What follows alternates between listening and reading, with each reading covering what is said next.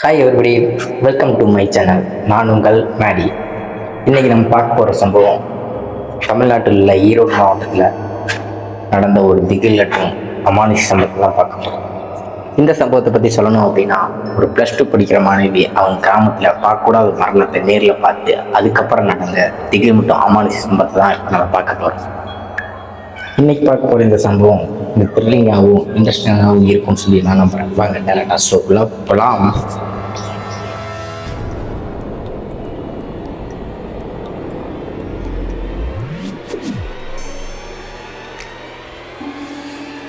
இந்த சம்பவத்தை நம்மளுக்கு அனுப்பின சப்ஸ்கிரைபரோட பேரு திவ்யாங்க. இவங்களுக்கு தற்போதைய வயது பார்த்தீங்க அப்படின்னா 22ங்க. இந்த திகில் சம்பவம் இவங்களுக்கு நடந்தது 2020 காலகட்டத்தில். 2020 காலகட்டத்தில் திவ்யாவுக்கு ஒரு 17 வயசு. திவ்யா +2 படிச்சுட்டு இருக்காங்க. திவ்யாவை பற்றி சொல்லணும் அப்படின்னா, திவ்யா ஒரு போல்டான பொண்ணு, நல்லா படிக்கிற பொண்ணு, கொஞ்சம் பருமனா குண்டா இருக்கிற பொண்ணுன்னே சொல்லலாம். திவ்யா குடும்பத்தை பற்றி சொல்லணும் அப்படின்னா, திவ்யா குடும்பத்தில் அவங்க அம்மா அப்பா கூட சொந்த அவங்க 2 அக்காங்க இருக்கிறாங்க. திவ்யா அவங்களோட கிராமத்தை பற்றி சொல்லணும் அப்படின்னா, தமிழ்நாட்டில் உள்ள ஈரோடு மாவட்டத்தில் ஒதுக்குப்புறமா இருக்கிற ஒரு அழகிய கிராமம் தாங்க திவ்யாவோட கிராமம். வளர்ந்து வர மாநகரனே சொல்லாங்க. திவ்யா கிராமத்தை பற்றி சிம்பிளா சொல்லணும் அப்படின்னா, ஒரு 2 கிலோமீட்டர் தள்ளி காவேரி ஆறும், 3 கிலோமீட்டர் தள்ளி ரயில்வே ஸ்டேஷனும், கிராமத்து எல்லையில காவல் தெய்வமா கருப்பசாமி கோயில் இருக்குங்க.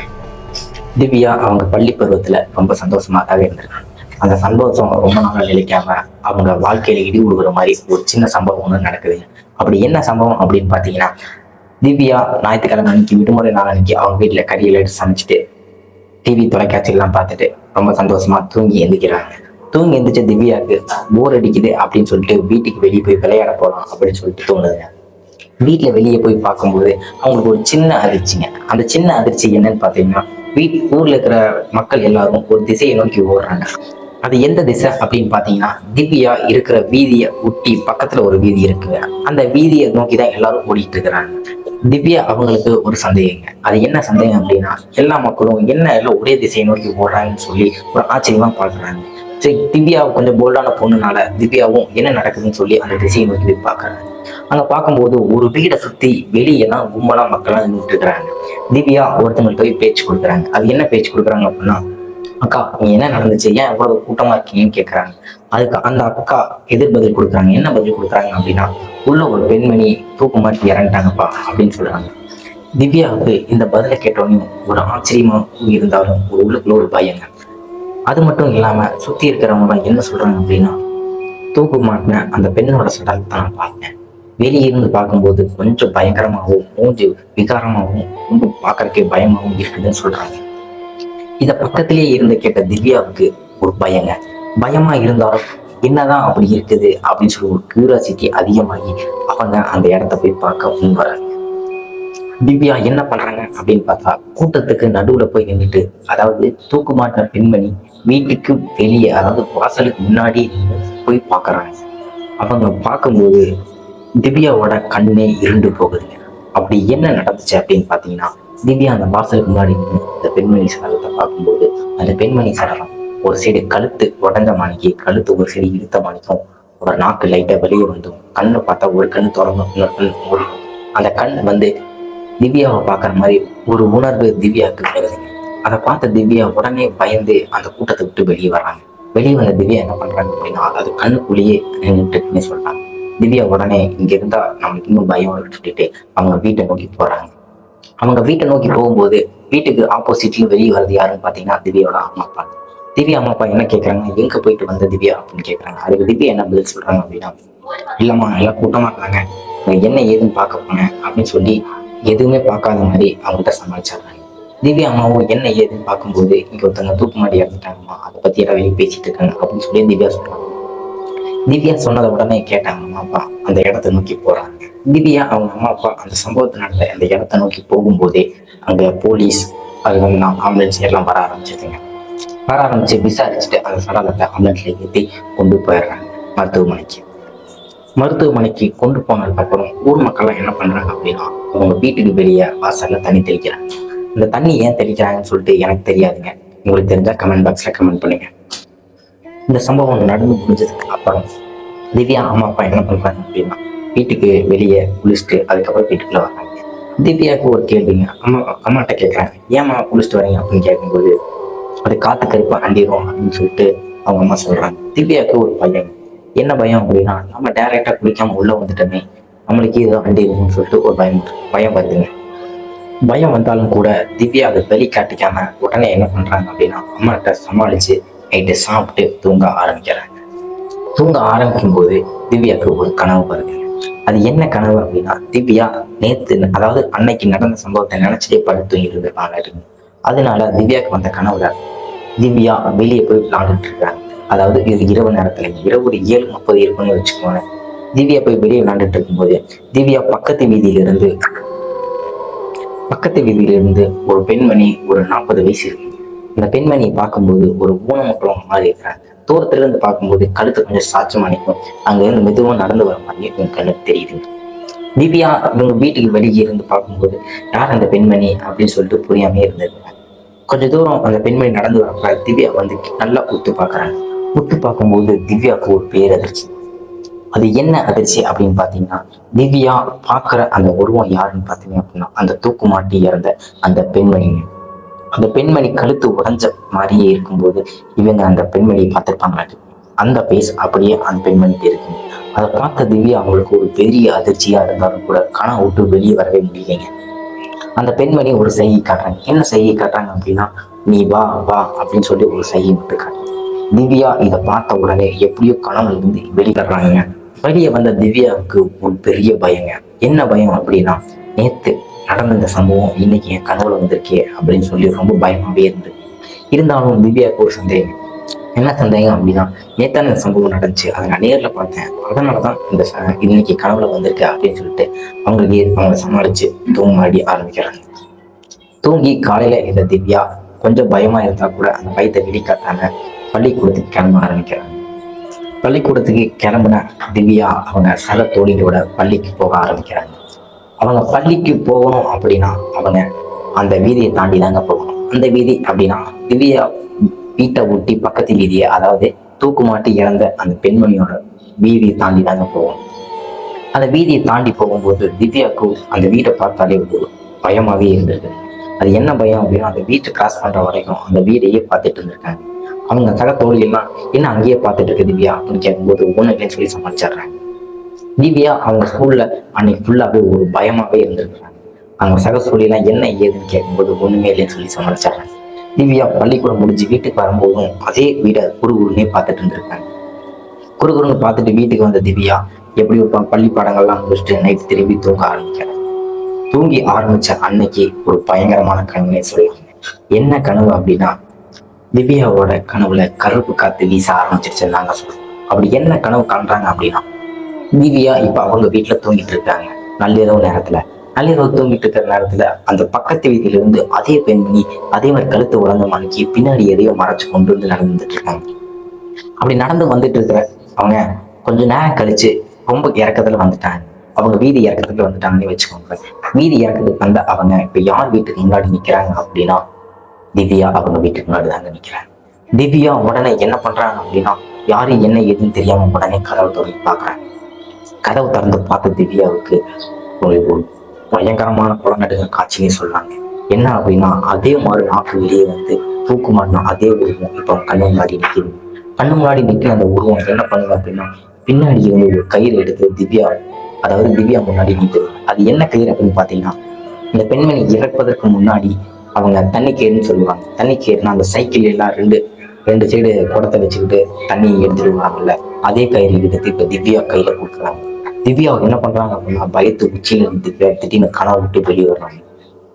கனவு விட்டு வெளியே வந்த திவ்யாவுக்கு இன்னொரு பெரிய அதிர்ச்சின்னு சொல்லலாம். அப்படி என்ன அதிர்ச்சி அப்படின்னா, கனவு விட்டு வெளியே வந்த திவ்யாவுக்கு இப்ப கனவுல அதாவது தூக்கத்துல படுத்திருந்த இடம் வந்து பெட் இல்லைங்க. இப்ப அவங்க வீட்டுக்கு வாசலுக்கு முன்னாடி நிஜமாவே நின்றுட்டு இருக்காங்க. இப்படி ஒரு சம்பவம் நடந்ததுக்கு அப்புறம் திவ்யா பயந்து போய் என்ன பண்றாங்க அப்படின்னா, அவங்க பெட்ரூம்ல போய் படுக்கிறாங்க. திவ்யா அவங்க வீட்டை பத்தி சொல்லணும் அப்படின்னா, ஒரு பெட்ரூம் ஒரு ஹால் மட்டும் தாங்க. அவங்க சொந்த வீடா இருந்தாலும் கூட ஒரு பெட்ரூம் ஒரு ஹால் மட்டும் அவங்க வீட்டுல இருக்குதுங்க. அவங்க அம்மா அப்பா ஆள்ல தங்கினாலும் அவங்க சொந்த 2 அக்கா கூட தான் எப்பயுமே திவ்யா வந்து படுத்துவாங்க. உடனே திவ்யா பயத்துல இருந்தாலும் கூட இந்த பயத்தை யார்ட்டி சொல்லக்கூடாது, சொன்னா என்னை திட்டுவாங்க, தப்பா நினைச்சுப்பாங்க அப்படின்னு சொல்லிட்டு அவங்க பெட்ரூமுக்கு போய் அவங்க 2 அக்காங்களுக்கும் நடுவுல பயத்தோட படுத்து தூங்குறாங்க. படுத்து திவ்யா அடுத்த நாள் காலையில அதே மாதிரி பள்ளிக்கூடத்துக்கு கிளம்பி போறாங்க. ஆனா பள்ளிக்கூடத்துக்கு கிளம்பி போன நேரத்துல பாத்தீங்க அப்படின்னா எப்பவும் பழக்கமா ஒரு 9 மணிக்கு தாங்க பள்ளிக்கூடத்துக்கு கிளம்பி போவாங்க. திடீர்னு திவ்யா என்ன பண்றாங்க அப்படின்னா ஒரு 7-7:30 மணிக்கு கிளம்பி போறாங்க. இப்படி கிளம்பி போன திவ்யா அவங்க வீட்டுல ஒரு கேள்வி இருந்ததுங்க. அது என்ன கேள்வின்னு பாத்தீங்கன்னா அவங்க அம்மா அப்பா என்ன கேட்கறாங்க, இவ்வளவு சீக்கிரம் எது கிளம்பி போற திவ்யா அப்படின்னு கேட்கறாங்க. அதுக்கு திவ்யா என்ன சொல்றாங்க அப்படின்னா, இல்லம்மா எனக்கு ஸ்பெஷல் கிளாஸ் சீக்கிரமா வர சொல்லியிருக்காங்க அப்படின்னு சொல்றாங்க. உடனே இவங்களும் ஆமா 12th படிக்கும்போது ஸ்பெஷல் கிளாஸ் வைப்பது வழக்கம் அப்படின்னு சொல்லிட்டு இதுக்கு அக்செப்ட் பண்ணிடுறாங்க. திவ்யா என்ன பண்றாங்க அப்படின்னா ரொம்ப சீக்கிரமா வீட்டை விட்டு கிளம்பி பள்ளிக்கூடத்துக்கு போறாங்க. அப்ப அந்த வீதிக்கு வெளியே அவங்க அம்மா வரும்போது அவங்க சகத்தோழிகள், அதாவது திவ்யாவோட சகத்தோழிகள் என்ன பண்றாங்க அப்படின்னா பள்ளிக்கூடத்துக்கு நடந்துட்டாங்க. ஆனா அவங்க வர நேரம் பாத்தீங்க அப்படின்னா ஒரு 9 மணி. திவ்யாவோட அம்மா என்ன பண்றாங்க அப்படின்னா அவங்கள்ட்ட ஒரு கேள்வி கேட்கறாங்க. என்ன கேள்வினா, ஏமா நீங்களும் உன்னோட படிக்கிறவங்க தானே, உங்களுக்கு ஸ்பெஷல் கிளாஸ் இல்லையா அப்படின்னு கேட்கறாங்க. அதுக்கு திவ்யாவோட தோழிகள் என்ன சொல்றாங்க அப்படின்னா, அப்படிலாம் இல்லையம்மா, ஸ்பெஷல் கிளாஸ்ல ஒன்றும் வைக்கலையே அப்படின்னு சொல்லிட்டு சாதாரணமா சொல்லிடுறாங்க. திவ்யா அவங்க அம்மாவுக்கு ஒரு பயங்க. திவ்யா நம்மள்ட்ட ஏன் இந்த பொய்ய சொல்லணும் அப்படின்றக்காண்டி திவ்யா அம்மா என்ன பண்றாங்க அப்படின்னா, சரிம்மா கொஞ்சம் சீக்கிரம் போய் பாருங்க, என்னோட பொண்ணு சீக்கிரமாவே போயிட்டாங்க அப்படின்னு சொல்லிடுறாங்க. சக தோழிகள் என்ன பண்றாங்க அப்படின்னா, சரிங்கம்மா அப்படின்னு சொல்லிட்டு பள்ளிக்கூடத்துக்கு கிளம்ப ஆரம்பிக்கிறாங்க. கிளம்பி ஆரம்பிச்சு கொஞ்சம் தூரம் போனாங்க. திவ்யா தோழிகளுக்கு ஒரு பெரிய அதிர்ச்சி. அது என்ன அதிர்ச்சி அப்படின்னா, திவ்யா நேரமா கிளம்பி பள்ளிக்கூடத்துக்கு போற திவ்யா அவங்க என்ன பண்றாங்க அப்படின்னா, திவ்யா வீட்டை ஒட்டி இருக்கிற அந்த வீதியில, அதாவது தூக்குமாட்டி இறந்த அந்த பெண்மணியோட வீட்டு வாசலுக்கு முன்னாடி நின்று அந்த வீட்டையே ஒரு பொண்ணு பார்த்துட்டு இருக்காங்க. திவ்யாவோட தோழிகளுக்கு ஒரு பெரிய அதிர்ச்சி தாங்க சொல்லணும். திவ்யா இந்த மாதிரி எப்பயும் பண்ண மாட்டாங்களே, இதெல்லாம் புதுசா திவ்யா புதுசா இது பண்ணிட்டு இருக்காங்க அப்படின்னு சொல்லிட்டு 1008 கொலை பண்ணாங்க. உடனே இவங்க என்ன பண்றாங்க அப்படின்னா திவ்யா கிட்ட பேச்சு கொடுக்குறாங்க. திவ்யா, இங்க என்ன பண்ணிட்டு இருக்கிற, உனக்கு என்ன இங்க வேலை அப்படின்னு கேட்க, திவ்யா ஒண்ணுமில்ல, இங்க கோழி வந்துச்சு அதை பார்க்க வந்து சொல்லிட்டு சமாளிச்சிடுறாங்க. சமாளிச்ச திவ்யா என்ன பண்றாங்க அப்படின்னா எதுவுமே தெரியாத மாதிரி சகத்தோழிகிட்ட பழக ஆரம்பிச்சவங்களுக்கு இவங்களுக்கெல்லாம் ஒரு சந்தேகம். இந்நேரத்துல திவ்யா ஃபுல்லா பண்ண மாட்டாங்களே அப்படின்னு நினைச்சாலும் கூட அன்னைக்கு முழுவதும் பள்ளிக்கூடத்துல ஒரு விசித்திரமாவே அமைதியாவே இருந்திருக்காங்க திவ்யா. மாலை நேரம் வழக்கம் போல பள்ளிக்கூடம் விட்ட பிறகு திவ்யா வீட்டுக்கு வர்றாங்க. வீட்டுக்கு வந்த திவ்யா என்ன பண்றாங்க அப்படின்னா சீக்கிரமா எங்க விளையாட கிளம்பி போறேன்னு சொல்றாங்க. சரி அப்படின்னு சொல்லிட்டு அவங்க அம்மா அக்செப்ட் பண்ணிடுறாங்க. திவ்யா என்ன பண்றாங்க அப்படின்னா வெளியே போய் விளையாட சொல்லிட்டு போனாங்க. திவ்யா ரொம்ப நேரம் ஆயும், அதாவது இரவு நேரம் ஆயும் திவ்யா வீட்டுக்கு வரல. உடனே இவங்க அம்மா அப்பாவுக்கு ஒரு சந்தேகம்.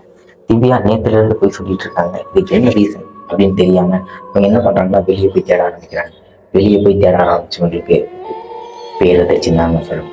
அப்படி என்ன நடந்துச்சு அப்படின்னு பாத்தீங்கன்னா, திவ்யா மறுபடியும் அந்த பெண்மணி மகன் வீட்டுக்கு முன்னாடி உட்கார்ந்து அழுதுட்டு இருந்தாங்க. இவங்க அம்மா அப்பாவுக்கு அதை பார்த்த உடனே கொலையை நடிகச்சுன்னு சொல்லணும். அப்படி என்ன நடந்துச்சு அப்படின்னா, திவ்யா அவங்க அம்மா பார்த்த உடனே ரியாக்ஷன் வேற மாதிரி மாறுது. அது என்ன ரியாக்ஷன் அப்படின்னா, அவங்க இறந்து போன பெண்மணியோட பேஸ் மாதிரியே திவ்யாவோட பேஸ் மாறுதுங்க. உடனே திவ்யா அம்மா அப்பா, திவ்யா இங்க என்ன பண்ணிட்டு இருக்க, உனக்கு என்ன வேலை, என்ன சொல்லி வீட்டுல வந்து சொல்லிட்டு ஒரு கேள்வி எழுப்புறாங்க. அதுக்கு திவ்யா என்ன சொல்றாங்கன்னா குரல் மாதிரி பேச ஆரம்பிக்கிறேன். இந்த குரல் என்ன அப்படின்னா ஒரு 40 வயசுக்கு மேல இருக்கிற ஒரு பெண்ணோட கட்டையான குரல் தான் சொல்லணும். அப்படி திவ்யா என்ன சொல்றாங்க அப்படின்னு பாத்தீங்கன்னா, இது என்னோட வீடு, நீ எதுக்கு இங்க வர, என்னை எதுக்கு வரன்னு சொல்லிட்டு மறு கேள்வி எழுப்புறாங்க திவ்யா அம்மா. உடனே உன்னோட வீடு அங்க இருக்குது, பக்கத்து வீட்டுல இருக்கு, நீ எதுக்கு எங்க வர, அதுவும் விளையாட போறேன்னு சொல்லிட்டு தானே வந்த அப்படின்னு சொல்லும்போது திவ்யா மறுபடியும் இது என்னோட வீடு, நீ கிளம்பு அப்படின்னு சொல்லிட்டு அவங்க அம்மாவுக்கு மரியாதை பேசுறாங்க. உடனே திவ்யா அவங்க அம்மா என்ன பண்றாங்க, போய் கன்னத்திலேயே ஒரு அடி அடிச்சிடறாங்க. அடிச்சு திவ்யா என்ன பண்றாங்க, மயக்கம் போட்டு கீழே விழுந்தாங்க. மயக்கம் போட்ட திவ்யாவை என்ன பண்றாங்க, வீட்டுக்கு அழைச்சிட்டு வர்றாங்க. வீட்டுக்கு அழைச்சி வந்த பிறகு அவங்க வீட்டுல இருக்கிற திருநீரை, அதாவது சாமி உங்களுக்கு திருநீரை எடுத்து அந்த நெத்தியில வச்சு விட்டுறாங்க. வச்சு விட்ட திவ்யா அவங்களுக்கு கொஞ்ச நேரம் கழிச்சு எந்திரிச்ச பிறகு சுயநலவே இல்லைன்னு சொல்லணும். அவங்க பழைய மாதிரி ரியாக்ஷன் பண்ண ஆரம்பிக்கிறாங்க. அம்மா அந்த ஹோம்ஒர்க் எழுதுவோம், என்ன எதுக்கு படுக்க வச்சிருக்கேன்னு சொல்லி அம்மா பேசுறேன்னு கேட்கறாங்க. உடனே அவங்க அம்மாவுக்கு 1000 குழப்பங்கள் இருந்தாலும் திவ்யாவுக்கு ஏதோ நடந்திருக்கு, அதாவது காத்துக்கள் பண்ணிருக்குன்னு சொல்லிட்டு அவங்களுக்கு தெரிய வருது. உடனே திவ்யா படுறாங்க அப்படின்னா சாப்பிட்டு ஹோம்ஒர்க்கெல்லாம் எழுதிட்டு பழையபடி தூங்க ஆரம்பிக்கிறாங்க. இந்த சம்பவம் நடந்துட்டு இருக்கும் போதே திவ்யாவோட அம்மா அப்பா என்ன பண்றாங்க அப்படின்னா வீட்டு பக்கத்தில் இருக்கிற அவங்க உறவினர்கள், அதாவது ரிலேஷன்ஷிப் இருக்கிறவங்ககிட்ட போய் கேள்வி கேட்கறாங்க. என்ன கேள்வி கேட்கறாங்க? திவ்யா நேத்துல இருந்து ஒரு மாதிரியாவே நடந்துட்டு இருக்காங்க, என்ன ரீசனே தெரியல, அதுக்கு காரணம் என்னன்னு தெரியல, ஒரு மாதிரி அழுகுறாங்க, அந்த பெண்மணி இறந்த வீட்டுக்கே போயிட்டு இருக்காங்கன்னு சொல்றாங்க. உடனே வீட்டு பக்கத்தில் இருக்கிறவங்களுக்கு என்ன ஏதுன்னு கேட்கும்போது உடனே காத்து கருப்பாண்டி இருக்கும், நாளைக்கு வெள்ளிக்கிழமை கொஞ்சம் சீக்கிரமா, அதாவது ஒரு மணி போல பூஜை இருக்கும், அப்ப கருப்புசாமி பூசாரி வரம் இறங்குவாரு, வா அங்க போய் திவ்யா கூட்டிட்டு போய் என்னன்னு பார்க்கலாம் அப்படின்னு சொல்றாங்க.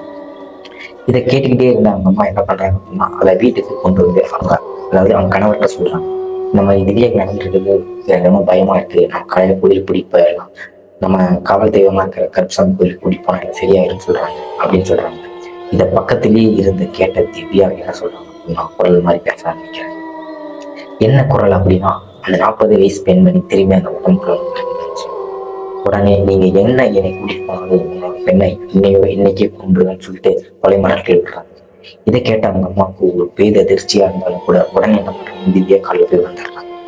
திவ்யா காலில் வந்து என் பெண்ணை எதுவும் பண்ணிடாத, என்ன பண்ற மாதிரி இருந்தாலும் என்னை கூட கொண்டு இந்த விஷயம் பெண்ணை விட்டுன்னு சொல்றாங்க. உடனே திவ்யா என்ன பண்றாங்கன்னு சொன்னா ஒரு ஏழனை சிரிக்கிறாங்க. திருச்சி திவ்யா என்ன பண்றாங்கன்னு சொன்னா அவங்க வீட்டுல பயத்தோடு இருந்தாங்க. திவ்யாவை நைட்டு ஃபுல்லாவே தூங்காம பார்த்துட்டு இருந்துருக்காங்க. ஒரு கட்டத்துக்கு மேல தூங்காம பார்த்துட்டு இருந்தவங்களுக்கு ஒரு கட்டத்துக்கு மேல ஆழ்ந்த தூக்கத்துக்குள்ள போயிடுறாங்க. ஆழ்ந்த தூக்கத்துக்கு போன பிறகு திவ்யா அம்மாவுக்கு ஒரு சேட், அதாவது நாற்காலி நகர சத்தம் ஒன்று கேட்குது. உடனே திவ்யா அம்மா முடிச்சு பார்த்தாங்க.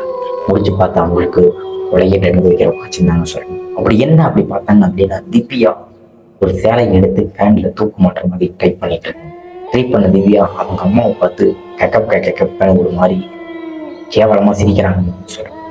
அவங்க என்ன சொல்றாங்க அப்படின்னா உன் பெண்ணை இன்னைக்கே கொண்டுருன்னு சொன்னல அப்படின்னு சொல்லி பயமுறுத்துறாங்க. உடனே திவ்யா என்ன பண்றாங்க, அந்த பெண்ணை ஒரு கட்டத்துக்கு மேல கண்ட்ரோல் பண்ணி வீட்டுல உட்கார வச்சிடுறாங்க. காலையில விழுந்ததுக்கு அப்புறம் இவங்க எல்லாம் ஒரு முடிவுக்கு வராங்க. என்ன முடிவுக்கு அப்படின்னா சரி திவ்யா அப்படி கண்ட்ரோல் பண்ணி வச்சாச்சு, எப்படியோ கோயிலுக்கு கூட்டிட்டு போய் என்ன ஏதுன்னு பார்த்துடணுன்றக்காண்டி 1 மணி போல கோயிலுக்கு அழைச்சிட்டு போறாங்க. கோயிலுக்கு அழைச்சிட்டு போறதுக்கு முன்னாடி திவ்யா நார்மலாங்க கோயில் கிட்ட போன உடனே அவங்க திடீர்னு விசித்திரமா மாறாங்க. அப்படி என்ன விசித்திரமா மாறாங்க அப்படின்னா என்னை விடு, நான் இனிமே இங்க வரமாட்டேன் அப்படின்னு சொல்லிட்டு ஒரு மாதிரி கட்டையான குரல் கேட்குதுங்க. என்னை விடலாம் உன் பண்ண கொண்டுருவேன் அப்படின்னு சொல்லிட்டு மறுபடியும் பரட்டல் விடுதுங்க அந்த பெண். உடனே ஒரு வழியா கண்ட்ரோல் பண்ணி இங்க சாமியார் கிட்ட கொண்டு வந்து வச்சுட்டாங்க. கருப்புசாமி கோயில்ல 1 மணி பூஜை நடந்து முடிச்சதுக்கு அப்புறம் அந்த பூசாரி உடம்புல கருப்புசாமி இறங்குறாரு. கருப்புசாமி இறங்கின உடனே கருப்புசாமி கிட்ட அந்த பொண்ணை முன்னாடி கொண்டு வந்து நிப்பாட்டு அப்படின்னு சொல்றாங்க. நிப்பாட்டின உடனே அவ்வளவு ஆக்ரோஷமா பேசிட்டு இருந்த அந்த பெண்மணியோட உருவம், அதாவது அவங்களோட ஆத்மா என்ன பண்றாங்க, இப்போ கூறி குலுங்கி கருப்புசாமி முன்னாடி நின்றுட்டு இருக்காங்க. அதுக்கு காரணம் நான் சொல்லி தெரிய வேண்டியது இல்லைங்க, ஆப்போசிட்ல இருக்கிறது கருப்பசாமிங்க. உடனே பயத்தோட உச்சியில இருக்கிற அந்த ஆத்மா என்ன சொல்லுது அப்படின்னா என்னை விட்டு நான் அப்படியே போயிடுறேன் அப்படின்னு சொல்லுது. உடனே கருப்பசாமி என்ன சொல்றேன்னா நீ யாரு, என்னோட குழந்தையோட உடம்புல நீ எதுக்கு வந்த அப்படின்னு சொல்லி ஒரு பயங்கரமான குரல்ல கருப்பசாமி பேசுறாரு. பேசின உடனே கூறி குறுகியிருந்தாங்க அவங்களுக்கு நடந்தது எல்லாமே ஒண்ணுடான திவ்யா பாயார சொல்றாங்க. அப்படி என்ன சொல்றாங்கன்னு பாத்தீங்கன்னா அந்த பெண்ணோட பேர் சாந்திங்க. இவங்களுக்கு வயசு இப்ப ஒரு 38 இருக்குங்க. சாந்தி ஒரு 20 வயசு இருக்கிறப்ப அவங்க வீட்டு சூழ்நிலை காரணமாக வேலைக்கு போறாங்க. அதுக்கு முன்னாடி சாந்தி அவங்களோட சொந்த ஊர் என்னன்னு பாத்தீங்கன்னா காஞ்சிபுரம். இவங்க குடும்பம் வேலைக்கு போற இடத்துல ஒரு பையனோட ஒரு பழக்கம் ஏற்படுது. அந்த பையன் யாருன்னு பாத்தீங்கன்னா அப்படி இஸ்லாமிய சேர்ந்த ஒரு பையன். என்னதான் இஸ்லாமிய சேர்ந்த ஒரு பையனா இருந்தாலும் 2 பேருக்கும் காதல் ஒரு கட்டத்துக்கு மேல எல்லையை மீறி காதல் திருமணம் பண்ண ஆரம்பிக்கிறாங்க. இவங்க காதல் திருமணம் பண்றது இவங்க 2 வீட்லயும் எதிர்ப்பு தான். எதிர்ப்பை தாண்டி ஒரு வழியா 2 பேருமே ஓடி போய் காதல் திருமணம் பண்ணிக்கிறாங்க. காதல் திருமணம் பண்ண இவங்க என்ன பண்றாங்க அப்படின்னா திருவண்ணாமலையில ஒரு, அதாவது இவங்க ஃப்ரெண்டுக்கு தெரிஞ்ச அந்த பையன் ஃப்ரெண்டுக்கு தெரிஞ்ச ஒருத்தர் பாத்தீங்க அப்படின்னா இந்த கம்பெனில வேலை வாங்கி கொடுத்து 2 பேரும் வேலை பார்க்குறாங்க.